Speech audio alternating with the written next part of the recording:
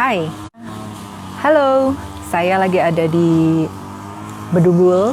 Ini daerah yang sejuk banget, daerah yang udah lama semenjak pandemi. Jadi angan-angan saya untuk bisa berlibur ke tempat ini. Dengar suara di kejauhan sana? Itu adalah suara alat memotong rumput, ya. Rumput yang bagus itu karena dipangkas. Pemandangan yang indah seperti di belakang saya, ada hutan, ada kabut, itu karena disusun, karena ditata.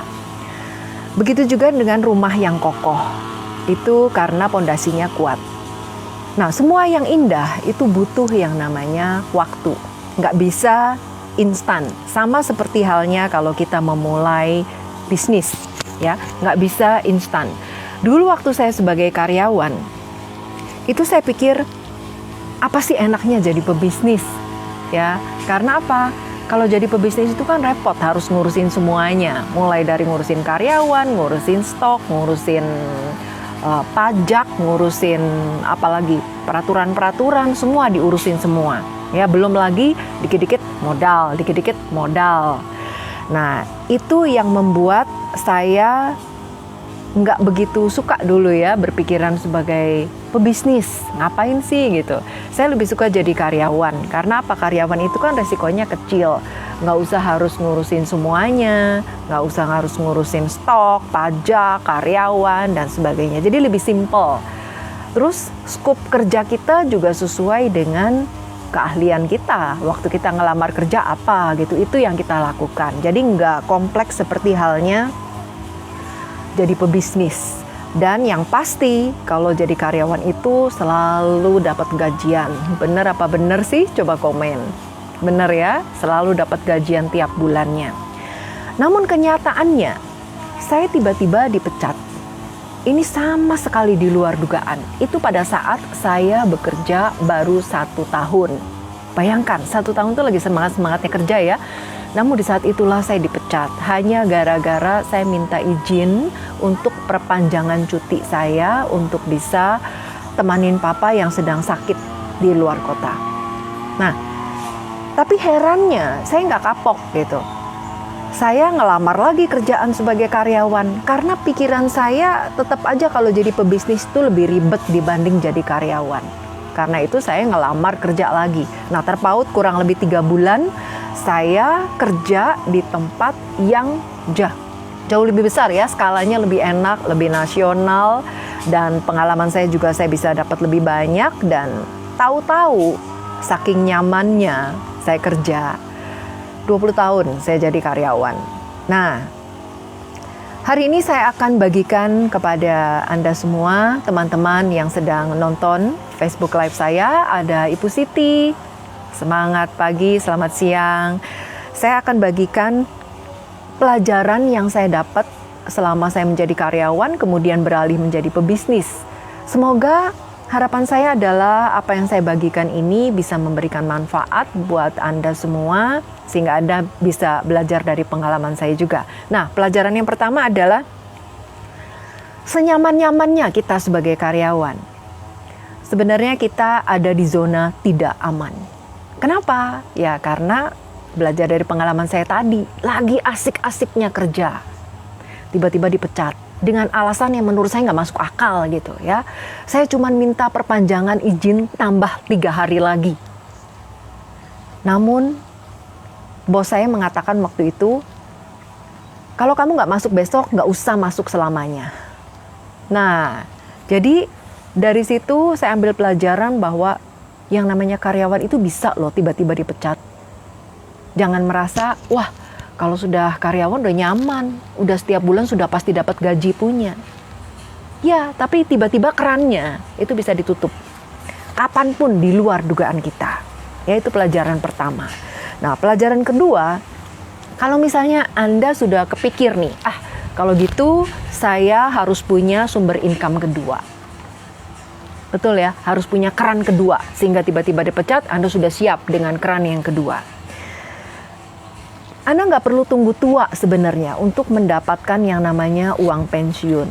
Karena Anda bisa pensiun lebih awal. Kalau misalnya dengan pensiun, Anda bisa mendapatkan income yang jauh lebih besar, bahkan bisa berlipat-lipat menggantikan gaji Anda yang sekarang. Ya, karena apa? Banyak orang ketika pensiun itu justru di saat sudah tua renta, jalan-jalan ke tempat-tempat yang dingin seperti ini udah nggak kuat gitu badannya, ya. Apalagi ke tempat-tempat yang ada saljunya misalnya, ke tempat-tempat yang bagus banget tapi fisik kita sudah tidak memungkinkan untuk kita berangkat ke sana. So what for? Untuk apa? Cari uang banyak-banyak di waktu muda tapi nggak bisa digunakan di saat tua. Saat tua tubuh sudah renta, sudah gampang sakit, sudah nggak bisa menikmati hidup, makan juga dibatesin, sudah nggak bebas. Justru kalau kita bisa pensiun dengan kondisi lebih sehat, lebih fit, kita bisa berangkat ke tempat-tempat manapun yang kita suka. Bukankah ini sesuatu yang asik banget gitu? Ya, itu pelajaran kedua. Jadi nggak perlu nunggu tua untuk bisa pensiun. Pelajaran ketiga, kalau Anda memutuskan untuk punya bisnis apapun, pastikan Anda punya mentor. Kenapa? Ya, belajar dari pengalaman saya dulu yang saya tahu cuman bos. Saya nggak tahu apa itu mentor, apa itu pentingnya mentor. Ternyata kalau punya mentor itu enak banget. Apalagi di bisnis yang kita sedang gelutin ya. Karena mentor itu merupakan praktisi.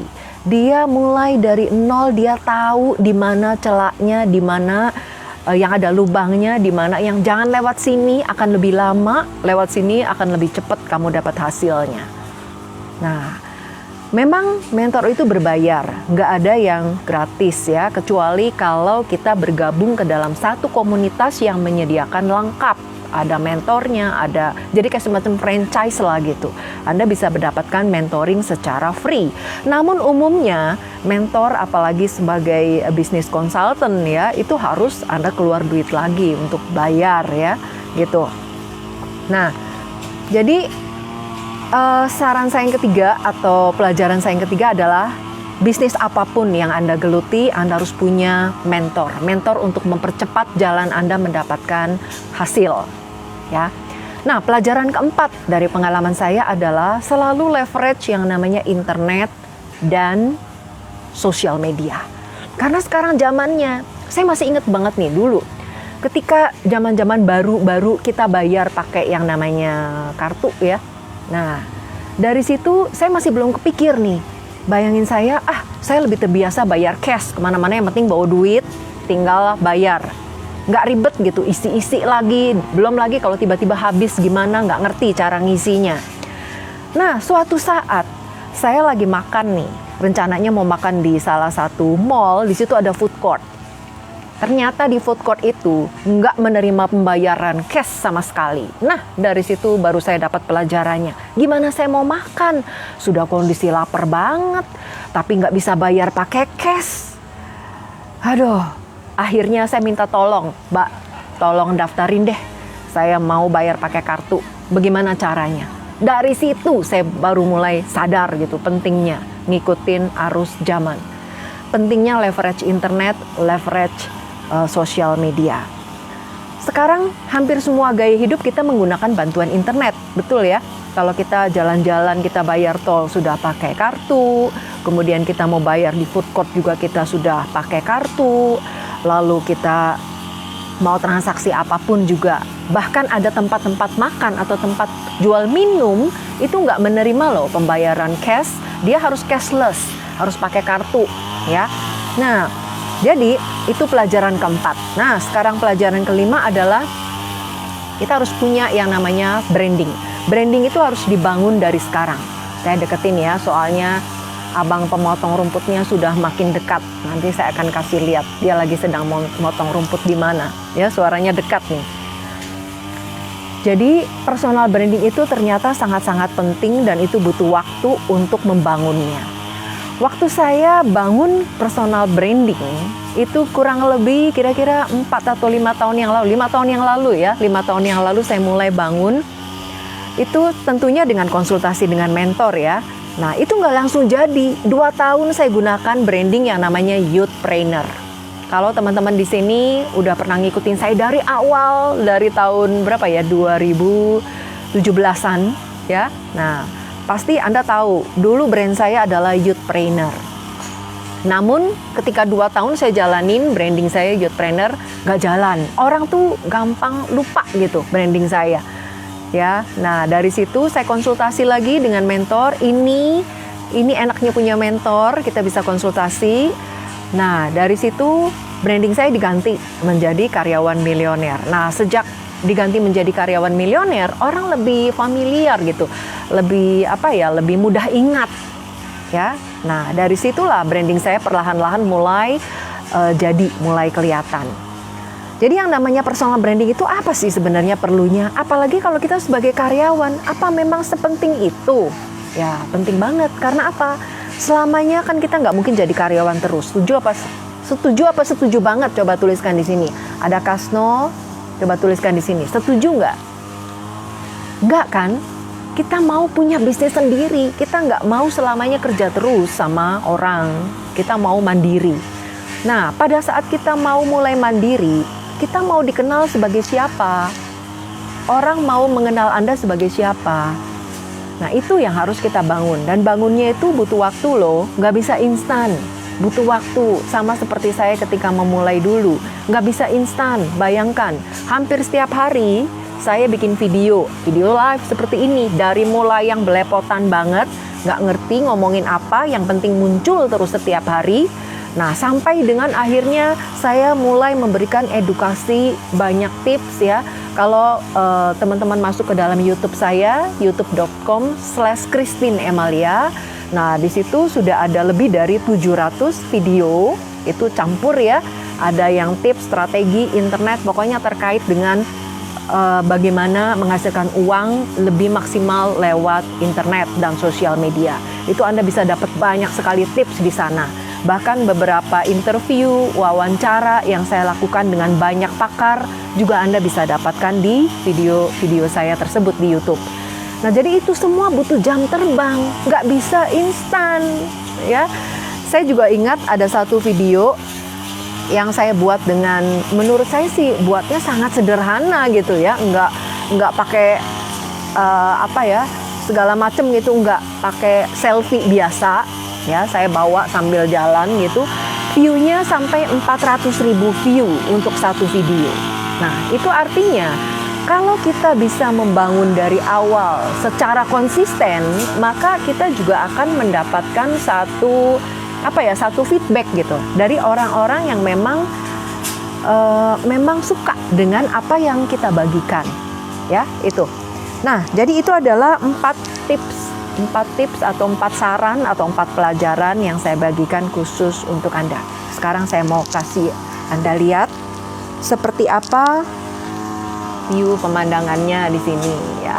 Oke, yuk kita lihat di sini. Oke, nah. Oke, saya ajak dulu ke sini ya. Tuh di atas sana itu ada yang namanya kayak hutan gitu ya. Ini daerah Bedugul. Daerah Bedugul itu dingin. Nah, kemudian ini masih dengar ya suara mesin pemotong rumputnya. Kita lihat di belakang saya. Kelihatan kan nih? Wah, kayaknya saya mesti turun deh. Kita turun ya.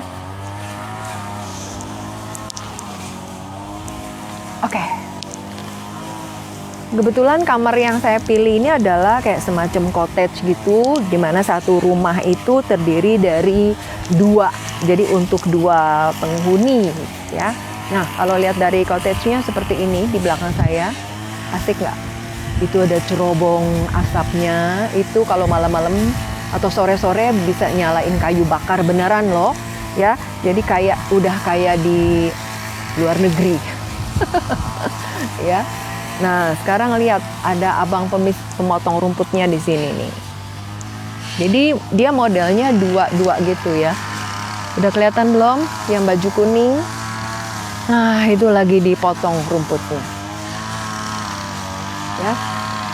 Nah, kalau kita lihat lagi di sebelah sini itu ada padang golfnya. Anginnya dingin. Kalau yang nggak kuat dingin, mendingan pakai topi, pakai shawl ya, atau pakai mantel yang tebal, dingin soalnya anginnya. Tadi habis gerimis sebentar. Nah, di sini ada padang golfnya. Jadi kalau orang-orang mau main golf di sini.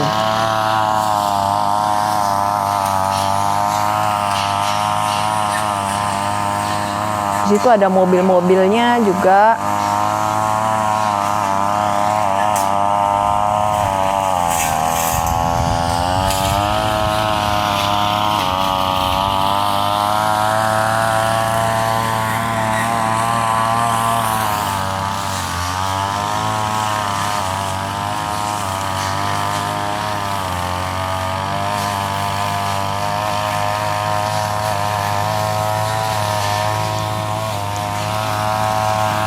Kira-kira asik atau asik banget tempatnya? Coba komen. Siapa yang pengen berlibur ke tempat-tempat seperti ini juga? Coba tuliskan di komen.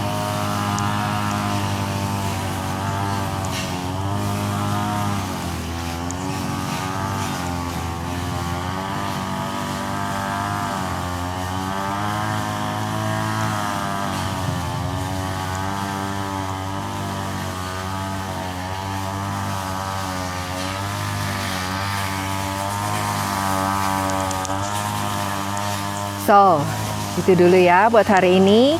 Semoga Anda selalu sehat. Saya doakan semoga Anda selalu bahagia. Enjoy your day. Ingat, selagi badan masih kuat, masih sehat, enjoy your life. Oke, see you. Bye.